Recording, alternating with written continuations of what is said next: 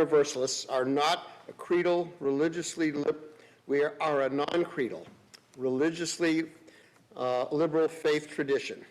We hold in our worship and in our faith formation that each individual and each community will explore a wide and varied set of beliefs and ideas that encourage us to live life as a spiritual journey, deepening our connections to compassion, justice, and an understanding of eternal truths.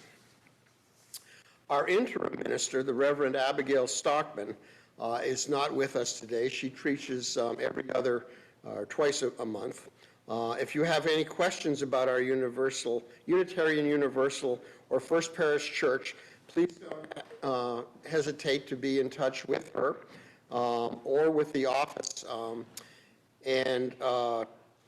Today we do have a guest minister, which I'm really happy with. It's the Reverend Maddie Cefontus, who grew up in Wayland and has been a friend of mine for quite a long time. Her sister was a classmate of mine, and Maddie and I have been friends for longer than we'll admit to, I think, probably. She's lived here in Wayland most of her life in Wayland until she was called to be a settled minister at the Unitarian Universal. Boy, I'm having trouble getting that one out this morning. Universalist Unitarian Church of Santa Paula, California in 2014. She came out of a community ministry founding an elder chorus of the Golden Tones, which she directed for 20 years until she left to serve. And as a note, Corey's mother was a member of Golden Tones with that, and we went to many of their concerts in the area. So after that, she left to serve the small, formerly Universalist congregations of Wakefield and Milford, Massachusetts, and for the last 9 years has been in Santa Paula. She's just announced recently that she will be leaving that ministry next summer. She is also a professional singer and choir director and a member of the band TVS, the vocal section. And she's actually doing a sing-along, if anybody is interested, at 4 o'clock, 4:30? 4:30 this afternoon in Wayland at the First Parish Church in Wayland, where they're doing the sing-along there. Let's see, what else have I got? We are a community of multiple locations, so if you want, you can take a minute to wave to each other. Anybody on Zoom? I'm not sure how many people we have there this morning. We have 9 people on Zoom. We have 9 people, all right, on Zoom this morning. So wave. And I do have one quick announcement that I hope I get right. The Southborough, brush my teeth, I can't do anything with my tongue this morning. I can use some help, as you can see, Kathleen, here. My tongue is not working today. The Southborough Arts and Crafts Fair will be held next Saturday, December 9th, from 10 to 5 in Southborough. You can find the location and more information will be in this week's perspective. So look at that for the location and any more information, or you can be in touch with Heather Morales, Cindy or Ann Leno, or Audrey, who can give you more information. And they'll be displaying their things, if I got that right? Yes. I think that's all I've got. Oh, we have a hand back there, yes. There's what? I have an announcement. Sai Baba, from us, has invited the church to join their group on New Year's Eve. They have a dinner, which, so far as I know, a little vague on this, so far as I know, we're not invited to. But after that, they have their New Year's program, which involves music and dance, and we would be very welcome. And that's over at Parish Hall on New Year's Eve? I'm sorry, somebody asked me a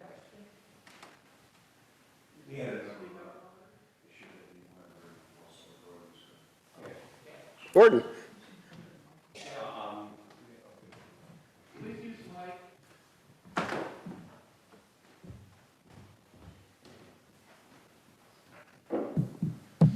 whenever my name comes up, it's something to do with the steeple.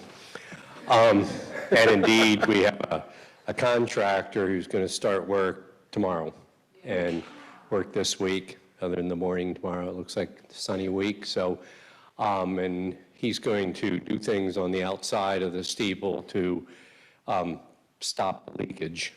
And that's going to include replacing some materials, some roofing materials and rotted wood on the outside.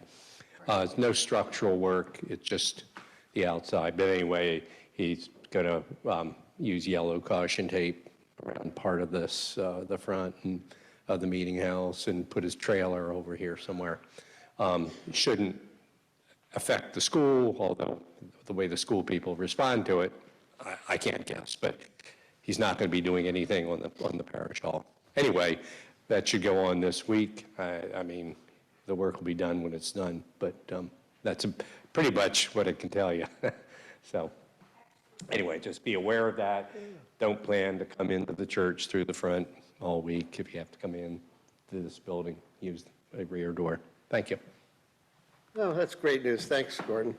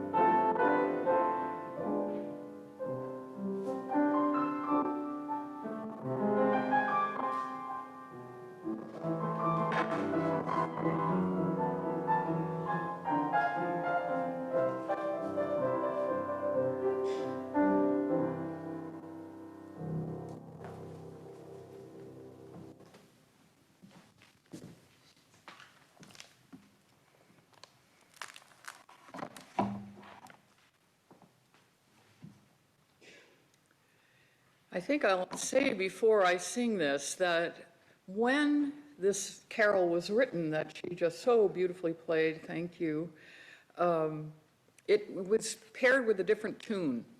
And so I'm going to, and this tune is what they sing in Europe, not the one that we know.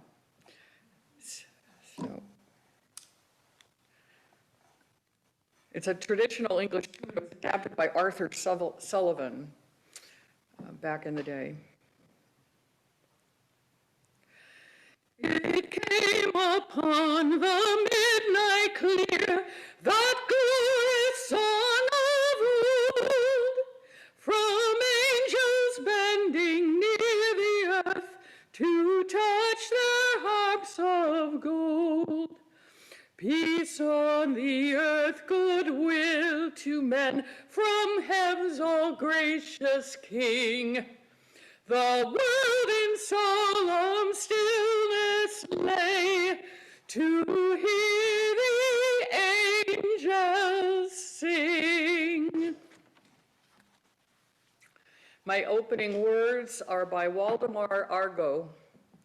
Now these be eternal things, pine trees against white snow, laughter and tears and the heart's assurances, seawater rolling under the sky, mercy, compassion, the Spirit's strength, mountains leaning against the dawn, courage and hope and lingering faith, starlight spangling the glory of night, the Christmas story in the human heart. Let us enter this space which we have made holy by our care and consideration of each other, and by our search here for what is sacred to each one of us. Let us come into this place of holier calm. Let us now deepen into worship. I would like to ask our chalice lighter to come forward. It's definitely my great privilege to be here and with my friend Chris. We light the chalice as we go into this holiday season, this time of waiting, to remind ourselves to enjoy the moment, the now of our lives, while remembering our ancestors and our forebears as Unitarian Universalists. Yes, much is coming, and always we wait. But those things to come will also be now when they arrive. Thank you, Chris. This is the first Sunday in Advent, and we have an Advent wreath here on our altar. And I'm asking Chris to light the first candle for this day of time of waiting as we go into the Christmas month and season. One of my favorite Advent hymns is number 226 in the gray hymnal. Please rise in body or in spirit and sing "People Look East," number 226 in your gray hymnal.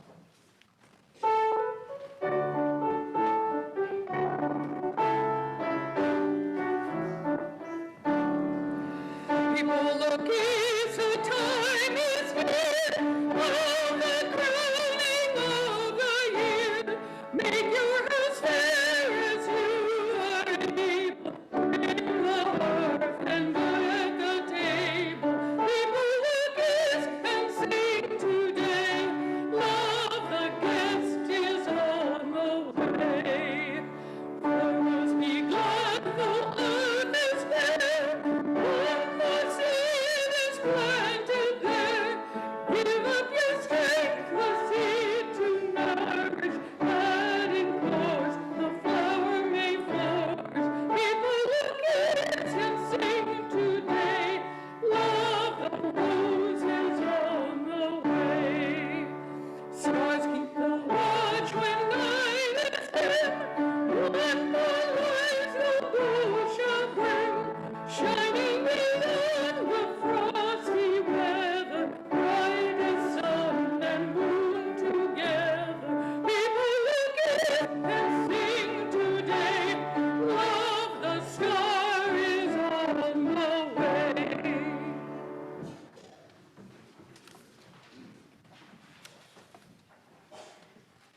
One of my very favorite readings in our gray hymnal, Singing the Living Tradition, is by Wendell Berry.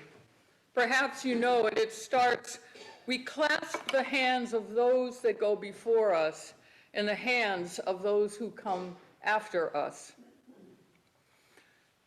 My time for all ages today is the story of a song. It's the story of Over the River and Through the Wood, which was originally published in 1844 as a poem written by Lydia Maria Child. The poem was published in her book of poems, Flowers for Children, Volume 2, and was originally titled The New England Boy Song About Thanksgiving. In time, Child's poem was set to music by Mr. Anonymous or Mrs. Anonymous, an unknown composer who wrote so many things. And over the years, many children have grown up singing the song in school and community and holiday programs. I know I sang it, and I learned how to play it on the piano back in the day as a young girl, especially since my family would go over the river and through the wood to my grandparents' house in Waltham, Massachusetts, and my other set of grandparents in Melrose, singing all the way. We were a musical family. But so much gets lost to the myths of history, and it's up to us to know where and who we come from, especially, I am sure, in a historic building like this one that has your history around the sides of it. It's so wonderful. So I love learning about our Unitarian and our Universalist forebears, which is what inspired me this morning for this entire service. And I loved as an adult finding out that I lived near Lydia Maria Child's house, and that she was a lot more than this song, a lot more. And a lot more than going to visit your grandparents on a holiday. In fact, Lydia Maria Child was a prolific author and leader in the North American 19th century Black activism, women's rights, and indigenous people's rights. It's important for us to know about these people today that came before us. She was well known in her day, and she is now nearly forgotten except for this children's song. Her activism cost Child what was then a flourishing literary career, along with her social standing that she had gained through her career. At one point she said, and I quote, "I was gravely warned by some of my female acquaintances that no woman could expect to be regarded as a lady after she had written a book." I encourage you to learn more about her. But that song, originally there were 12 verses. Don't worry, we're not going to sing them all this morning. Over the time, the wood became the woods by some people, which is the way many of us learned it, kind of like how deck the hall became deck the halls for some people. And so we're going to pick and choose among these verses. But here are a couple of verses we're leaving out about the arrival at Grandma's house. "Over the river and through the wood, old Jowler hears our bells. He shakes his pow with a loud bow-wow, and thus the news he tells. Over the river and through the wood, when grandmother sees us come, she will say, 'Oh dear, the children are here. Bring a pie for everyone.'" So anytime you sing this song going forward, know that this woman who wrote it was an amazing woman in her day and a forerunner of a lot of the social activism that we do these days. So let's join in. You can remain seated and sing this song by this woman who embraced causes that resonate for us still, writing articles about urban poverty, immigration, the prison system, and capital punishment. So if we can try singing it.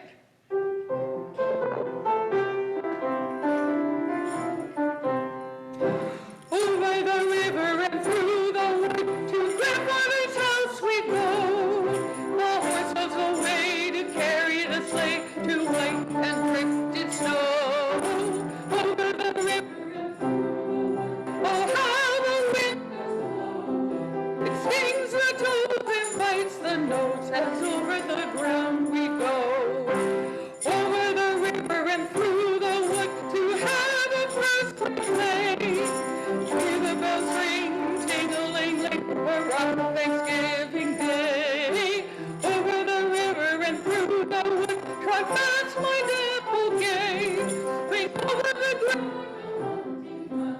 It's a Thanksgiving Day. And through the wood and straight through the barnyard gate. We seem to go extremely slow. It's just so hard to wait. Over the river and through the wood. Grandmother's harp passed by. Hurrah for the fun is the pudding done. Hurrah for the pumpkin pie.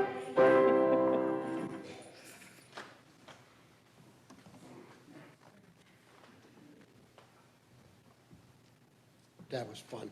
I never knew those other two verses. I will think of them. I've always loved that song. This is a time for the sharing of personal joys and sorrows.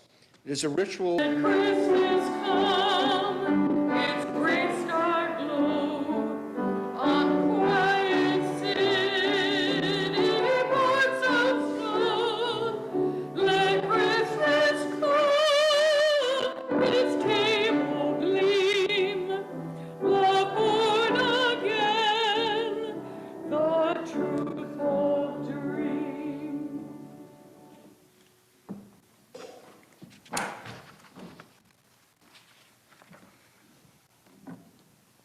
Let's just take one moment to hold in prayer all those joys and concerns that were expressed this morning, and especially as we go into Advent and into a season where many people do have a difficult time. We hold all of those people and all of ourselves in love and care and wish it for glimpses of sparkles and happiness, even amidst times of sorrow that we hold sometimes together. Let's hold a moment of silence together.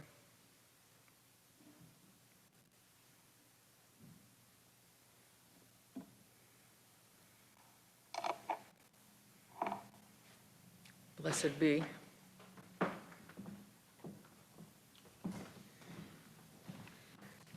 Our financial offering each week is shared between the general operating fund of the church and a designated nonprofit organization. For the month of December, our half-plate offering will be going to the Unitarian Church of Montpelier, Vermont, who were flooded out of their building last summer during the horrific floods in northern Vermont. They are back in their building and undertaking the work needed to restore and repair the building for the future, when the river they literally sit beside will most likely rise and overflow once again. This is our offer of support for their future. I want to start saying goodbye to the fall with the autumn leaves.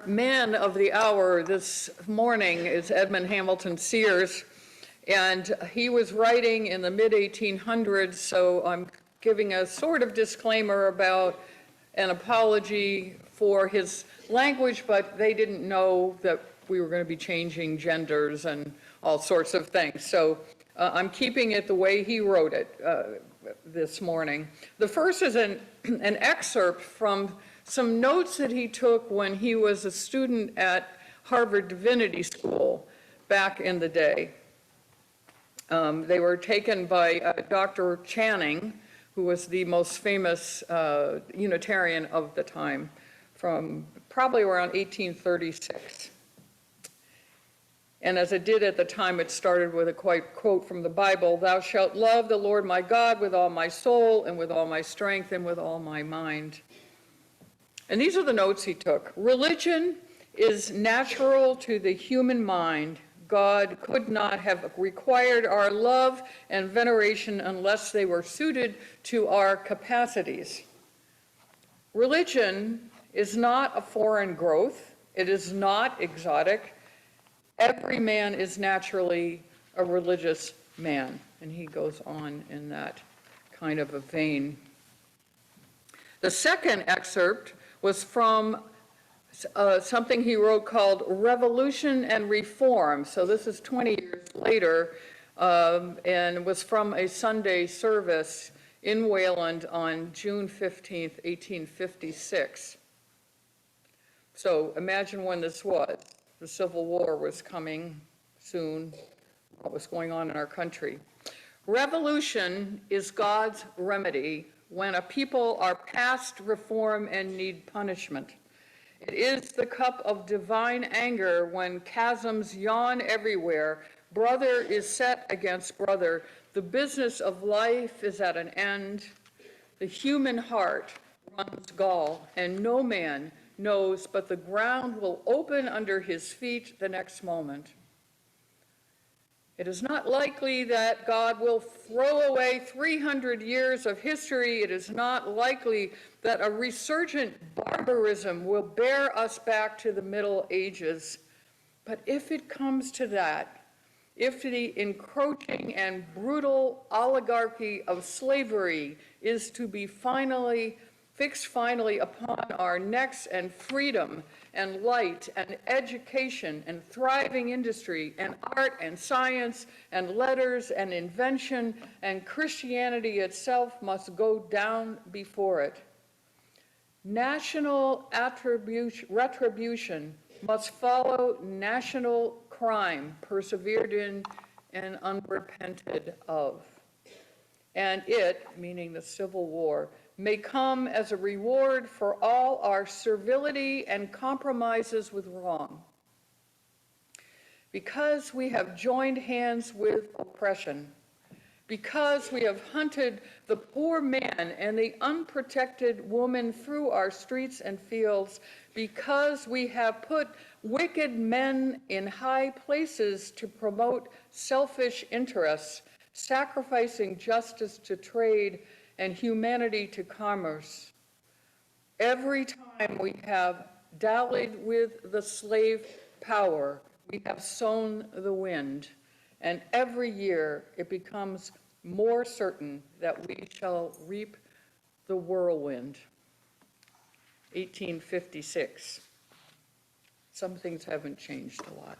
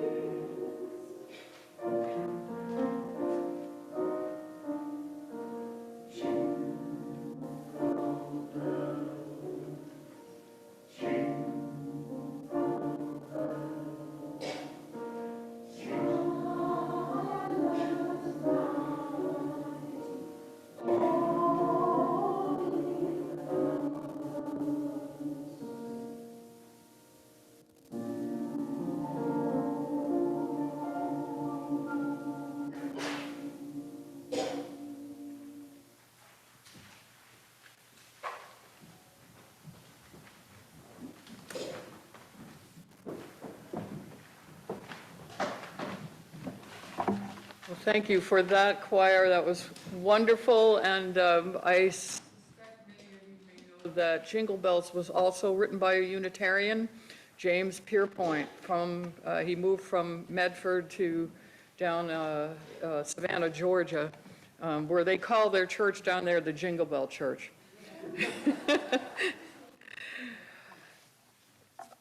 One of the things that Edmund Hamilton Sears did was write a lot of hymns, and actually in the 1800s and early 1900s, this next hymn that we're going to sing, Seated, was more popular than It Came Upon the Midnight Clear. This was the one he was known for back then. Calm on the listening ear of the night. You have the words are in your order of service there, and we'll play it through once.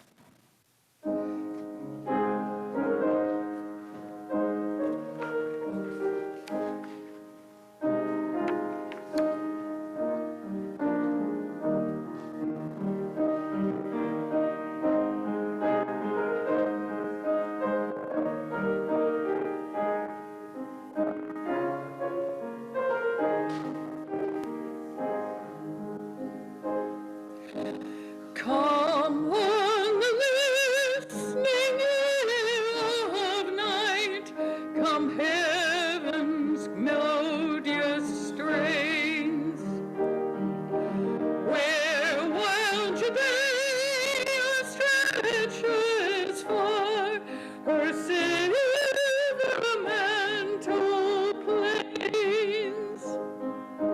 Celestial choirs from courts above shed sacred glories there, and angels with their sparkling lyres make music in the air. More angels. So here we are in this sort of a lull before we go headlong into the rest of this crazy month, this month that can seem so out of control. In these days that seem short, so short, and today it's kind of just gloomy out there, and we look forward to the return of the light. But we make our own light by being together in the festivities of this season. And we can come together on Sundays in faith communities like this one to think about what brings us light. We revisit traditions that may come but once a year, like lighting an Advent wreath or singing about angels. And since I'm visiting you just for today, I am not sure what traditions you have here, but I suspect there's at least one that we share. Our service this morning does come out of my interest in our famous Christmas carol.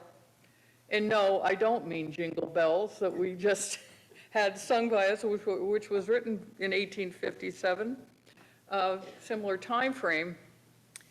At my home church, First Parish in Wayland, this carol is affectionately called the carol, as if there is no other carol.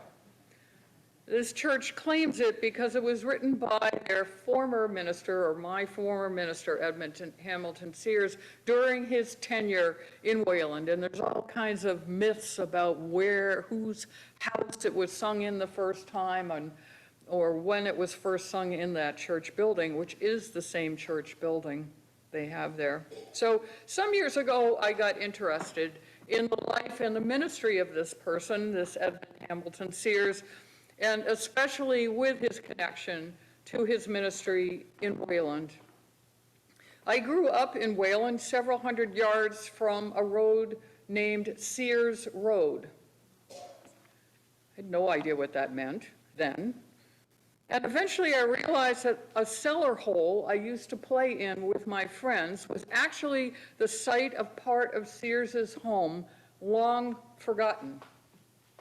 I've sung the famous carol, The Carol, my entire life, and for many of those years, I had no idea that had been written perhaps a quarter mile from the house I lived in. Once I began attending First Parish, however, I became quite aware of the importance of it to that church. It was traditionally sung there every Christmas Eve, as well as many other times during the holiday season. Several years back, the church dedicated a marker which commemorates the writing of the carol near to where this cellar hole used to be. And I got curious, who was this man? What could he have been like? What was his ministry like? Why was he writing this song that a lot of people call the angel song? What was it like then being a minister in the sleepy town of Wayland? And how did he minister during the ferment leading up to the Civil War? We have, of course, our famous Unitarian forebears of that same era with whom we are still familiar and talk about, such as Emerson and Thoreau and Channing and Theodore Parker and others. But I was curious, who was this minister who wrote this carol that was included in everybody's hymnals?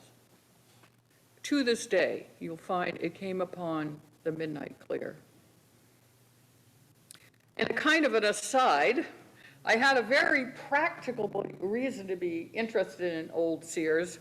When I was studying Unitarian Universalist history at Andover Newton Theological School back in the 90s, our assignment was to do some original research.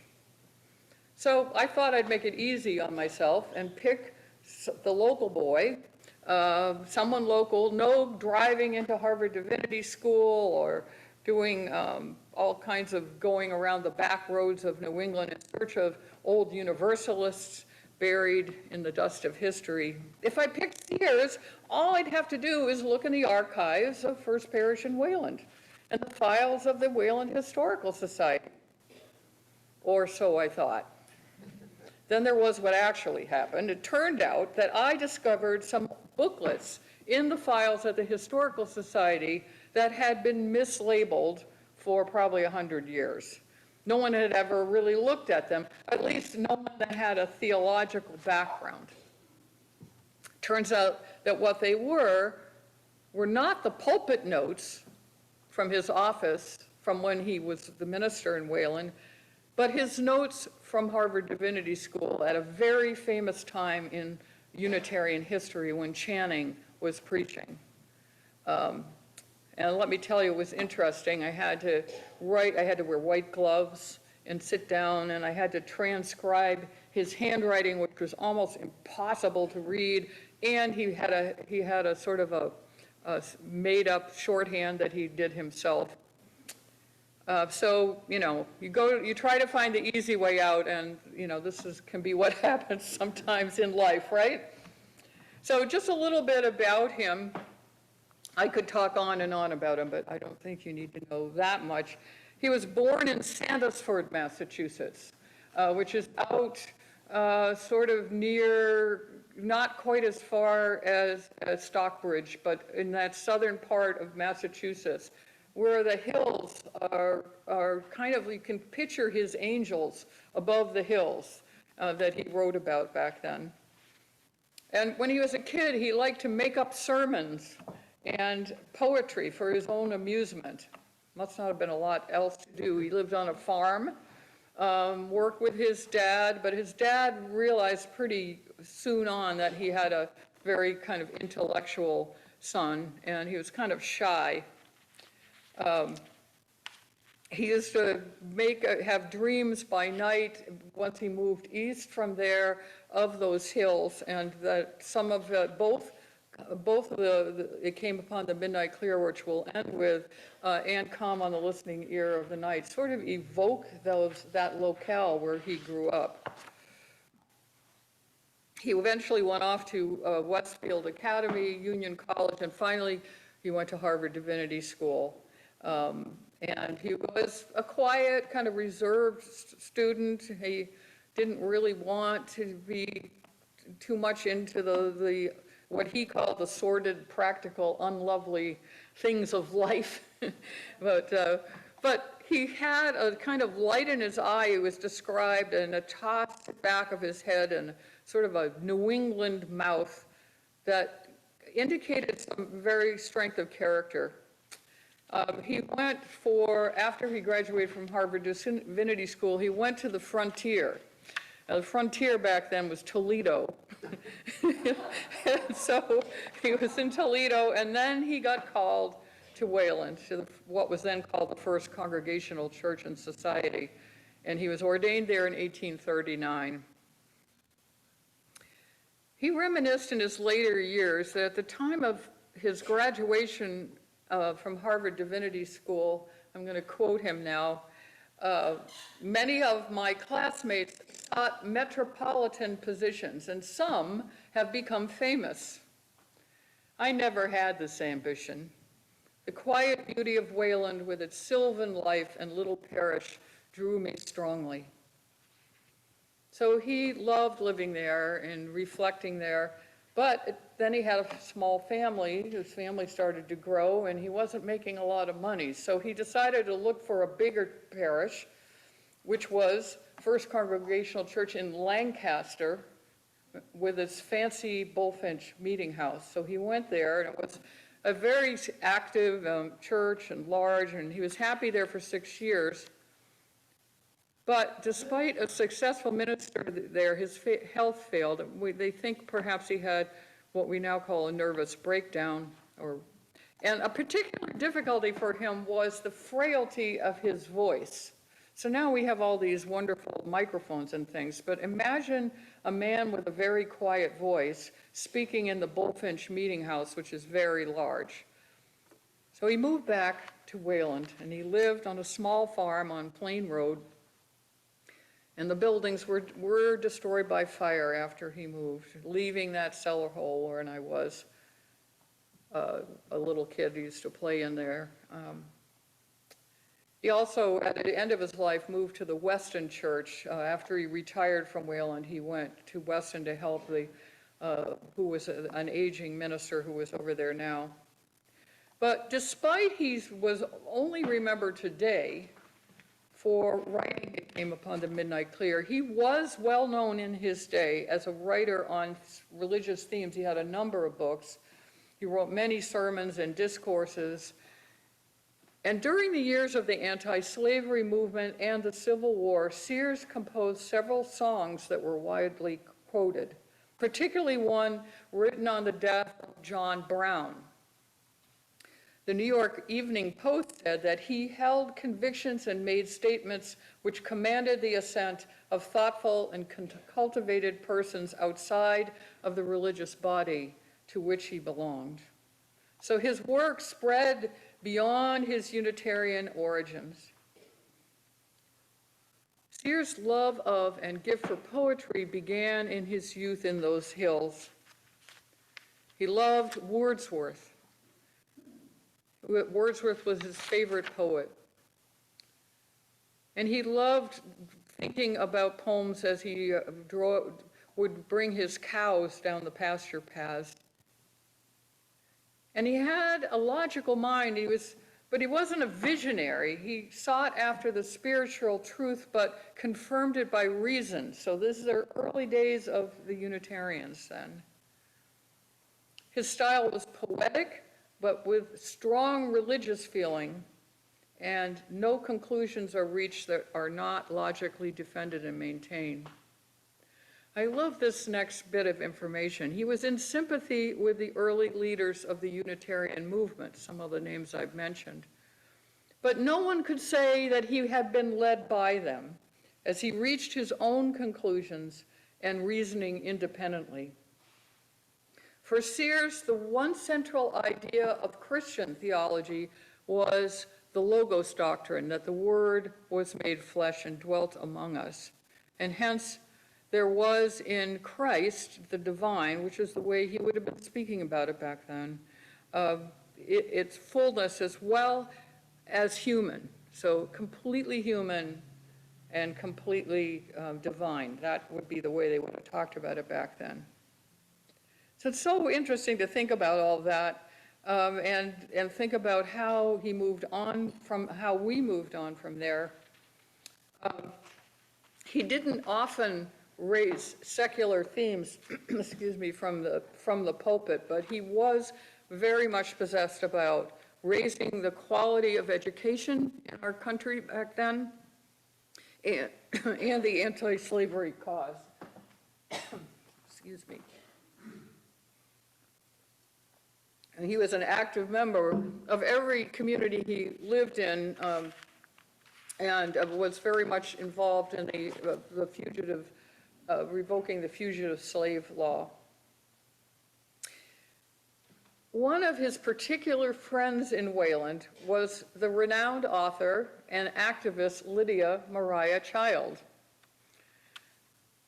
She was close to both Sears and his wife, and was written about their friendship that Sears lived 2 miles away on an out-of-the-way boggy road, which was difficult to reach. But when they met, their conversation was music and mystic-filled. His preaching drew Child to an occasional Sunday service, and if anyone could have persuaded her to accept organized religion, Mr. Sears was that man. So she was a woman of her own thoughts as well. Child was known to send his books to friends and families, and she says in one of her letters this: "I love and reverence Mr. Sears, though I cannot agree with all of his conclusions." In another, she mentions an occasion when Mr. Sears preached an excellent discourse on the times. She'd gone to that meeting thinking what a support and consolation Mr. Sears' teaching would be in those troubled times. And I quote, "But lo, he announced that it was the last sermon he would preach as our pastor. I had a good cry, and when I got home, I didn't know I was so attached to him." He died on January 16th, 1876, and his longtime friend and sometime parishioner, Lydia Maria Child, wrote his obituary in the Women's Journal. She praised his quiet courage in his anti-slavery stance and for preaching equality of the sexes. She said he had no reluctance to incur obloquy in vindication of the right, but it was simply not natural for him to work in the harness of reforms as she did. She went on to endorse his views on the spiritual differences between the sexes. Some men have clear, sweet tenor voices, and some women have deep, strong contralto voices. As we approach the last days of this year and the busyness of this season, and may we pause to remember our past and many of these traditions that come out of our past as we look towards the future. My hope is that we remember those who came before us on this path. Those famous people often mentioned, like Emerson and Longfellow, the Alcotts, and so many more. But also those men and women, such as Edmund Hamilton Sears and Lydia Maria Child. As the holidays come upon us, may we enjoy our traditions, may we sing our familiar carols, may we pray for peace, and embrace our friends and family. May it be so. Blessed be, and amen. So our final hymn, of course, is "It Came Upon the Midnight Clear." It is in our hymnal, but we're doing all 5 verses that he wrote. It's an anti-war song. If you look at the words in it, it's an anti-war song. And you keep that in mind. Anytime you sing it again, you'll see there's the angels and speaking against the Civil War. Please rise in body and in spirit and sing "It Came Upon the Midnight Clear."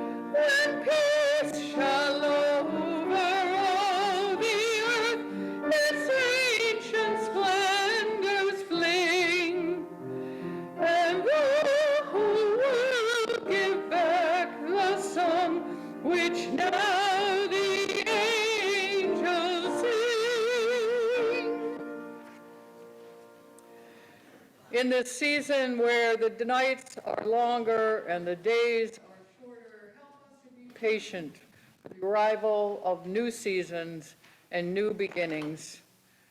In this time of darkness, let us be bearers of light and bring our chalice light into our lives. In this season of cold weather and chilly breezes, help us to be bearer of radiant warmth and acceptance of our fellow human beings. In this season when we sing of angels and mangers and stars and shepherds and kings and babies and mothers and journeying and waiting, may we remember our past, have hope for our future, and may we be present with each other. Amen.